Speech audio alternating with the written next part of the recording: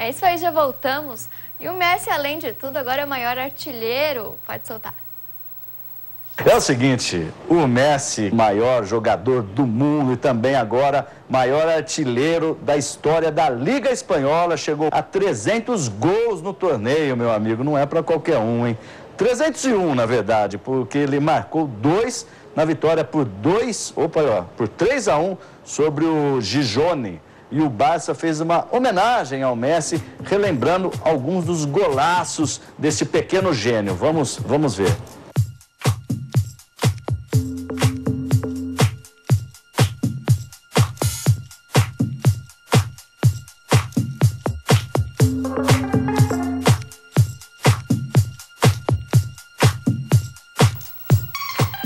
E ainda falando nele, né? O Messi marcou uma penalidade super diferente. Vamos ver o gol dele?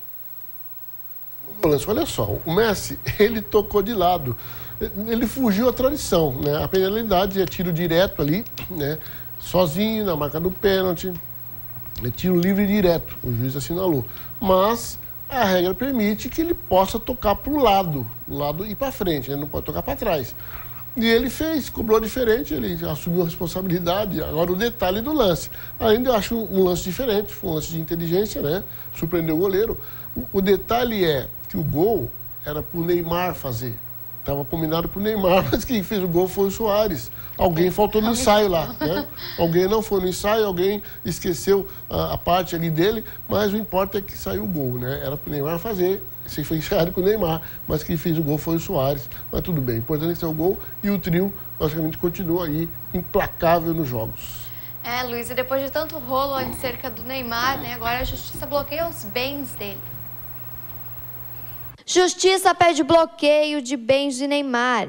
Nesta segunda-feira, a Justiça Federal emitiu uma série de ofícios para bloquear bens do jogador em um valor de 192 milhões de reais. Entre eles, um jatinho, um iate e imóveis situados em Santa Catarina e São Paulo.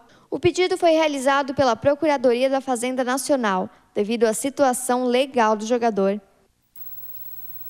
É que chato, né? Porque assim, ele não vai poder agora pegar o iate dele no final de semana, ele deve estar muito chateado, né?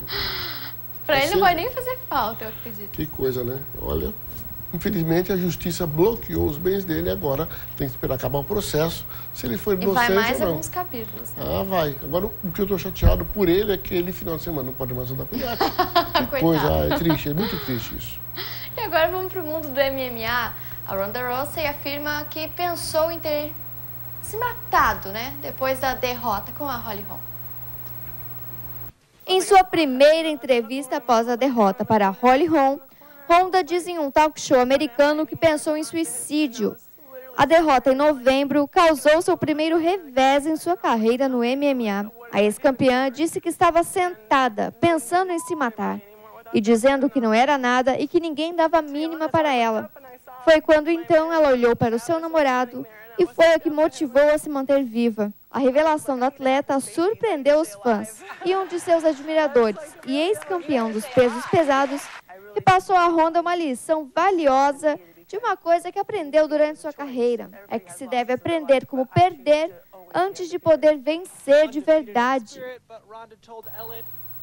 Que coisa, né, Luiz? Acho que o psicológico do atleta tem que ser bem preparado, né, pra...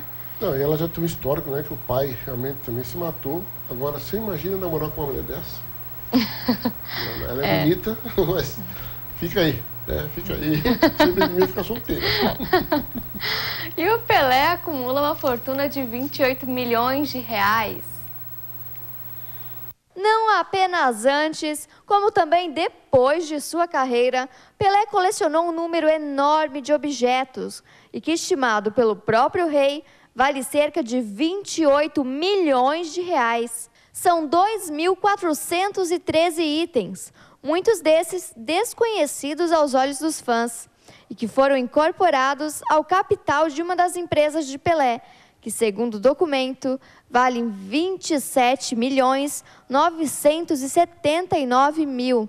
A sobrinha do ex-jogador e parceira do Museu Pelé conta que, através de um software que foi possível pesar, medir e listar as características de cada objeto. Um dos objetos mais curiosos de sua coleção está em um pequeno frasco plástico de uma cirurgia feita nos Estados Unidos, que estão conservados fragmentos do menisco direito do ex-jogador, extraído em 1999. Também chaves de cidades, placas e a chuteira utilizada no filme Fuga para a Vitória, em 1981. E objetos que não serão levados a exposições são objetos muito pessoais, fotos com seus familiares e desenhos feitos por seus filhos, parte do tesouro que permanecerá escondido dos fãs. E agora uma boa notícia para os clubes. A CBF aumenta o número de substituições. A CBF anunciou nesta terça-feira que aumentará o número de substituições de base, sendo possível trocar de jogadores 6 vezes, sendo 3 durante os jogos e 3 durante o intervalo. Isso possibilita aos clubes terem mais oportunidades para testar os jogadores nas competições. A decisão foi tomada pela CBF juntamente com os clubes e profissionais de futebol. Já tem validade para a Copa do Brasil Sub-17 e Sub-20 e o Brasileirão Sub-20. Apesar de ser permitido até 6 substituições, as paralisações continuam limitadas a 3, mas as alterações feitas durante o intervalo não entram nessa conta. Eu acho legal isso aí, interessante.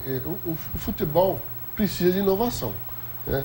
O futebol americano muda, né? O basquete muda, enfim, o esporte ele vai sendo logicamente adequado à tecnologia, à modernidade.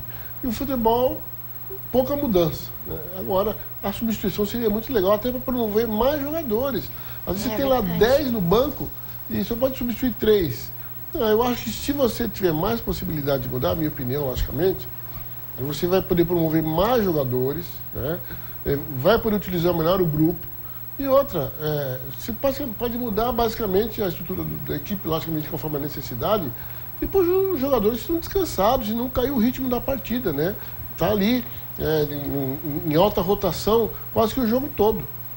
É a minha opinião. Mas isso, por enquanto, só está na base, né? Não está nas equipes profissionais. Só está na categoria de base, mas acho já que é um benefício, né? Já é um benefício, é um estudo que depende, tomara que se estenda às categorias profissionais, que eu acho que vai ser de bom tamanho essa mudança para os clubes. E Luiz, a gente viu aqui essa semana um jogador corajoso, né, que se manifestou a favor do Putin. Rússia e Turquia, a gente sabe, vivem uma crise política desde o fim do ano passado por conta dos conflitos lá na Síria. E após o jogo entre o Lokomotiv Moscou, da Rússia, e o Fenerbahçe, da Turquia, um jogador resolveu tomar partido. O meia Dmitry Tarasov, do Lokomotiv, mostrou uma camisa com o rosto de Vladimir Putin e a seguinte mensagem: abre aspas, o mais polido presidente, fecha aspas. O jogador disse que apoia o russo e que vai estar sempre ao seu lado. Que coisa, hein? E o Daniel Alves faz uma chamada especial para um clássico aqui. É o seguinte, o Daniel Alves, ele mesmo, Daniel Alves do Barcelona, pode acreditar, o lateral do Barcelona gravou um vídeo convocando os torcedores do Uberlândia para a partida contra o Vila Nova. Vamos conferir aí, fala, Daniel. A galera do Uberlândia, City, time, tudo, vamos comparecer contra o Vila Nova aí, animar o verdão, o brancão, tudo que vocês quiserem aí, valeu? Super abraço. Tá aí o Daniel, né? Lá das Europa, fazendo uma chamada para o jogo Uberlândia e Vila Nova, né? Deve ter um carisma aí, um carinho muito grande, certeza, né? Por esse clube do Uberlândia, né? Não sei se tem alguma ligação com ele lá, mas olha, colocou em rede social e nós estamos colocando no ar uma chamada do Uberlândia e Vila Nova, né? Lá de Minas. Tá aí um detalhe, né? Por que será? Será que ele é bem ligado com o Uberlândia ali? É, bem provável. Mas, Luiz, a gente viu aqui também essa semana que um lutador, né, perdeu até patrocínios porque foi acusado de homofobia. A Nike rescindiu o contrato vitalício que tinha com o filipino Manny Pacquiao. A decisão foi tomada depois de o atleta dizer em uma entrevista, olha só, que gays eram piores que animais. Por meio das redes sociais, o lutador chegou a pedir desculpas, mas reafirmou ser contra o casamento de pessoas do mesmo sexo por motivos religiosos. Olha, ele é tailandês, ele é um fenômeno da luta, né, da arte marcial. Agora se envolveu naquilo que é extra, né, extra competição. E é muito arriscado, né, falar sobre isso. Eu acho que hoje tem que pensar para falar, e ele perdeu até patrocínio, perdeu um patrocínio da Nike. A Nike cortou o patrocínio com ele porque ele era um dos fenômenos da arte marcial. Agora está aí, por causa de homofobia, perdeu alguns privilégios aí que eram inerentes à sua carreira. Vamos ver agora o intervalo do Super Bowl, que rende milhões. Além da disputa dentro de campo e das estrelas que se apresentam no intervalo, o Super Bowl também chama atenção no mundo da publicidade, com investimentos em torno de 4 milhões e 800 mil dólares, o equivalente a mais ou menos 20 milhões de reais. Para exibir um comercial de apenas 30 segundos, os anunciantes do Super Bowl 50 usaram e abusaram da criatividade. E por que não unir criatividade com celebridade? Pois é, não faltaram famosos nos comerciais da edição deste ano. Neste, a estrela foi o cantor e compositor Steven Tyler, que ganha um retrato feito de balas e se surpreende com o talento da obra.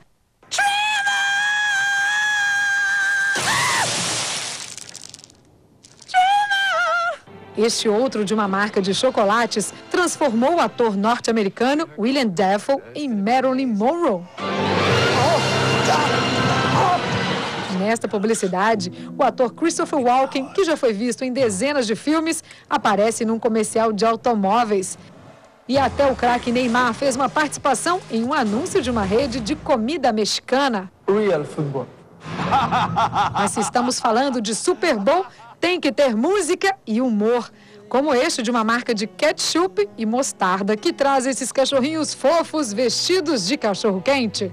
O personagem de desenho animado Kung Fu Panda apareceu para divulgar uma plataforma online de criação de sites.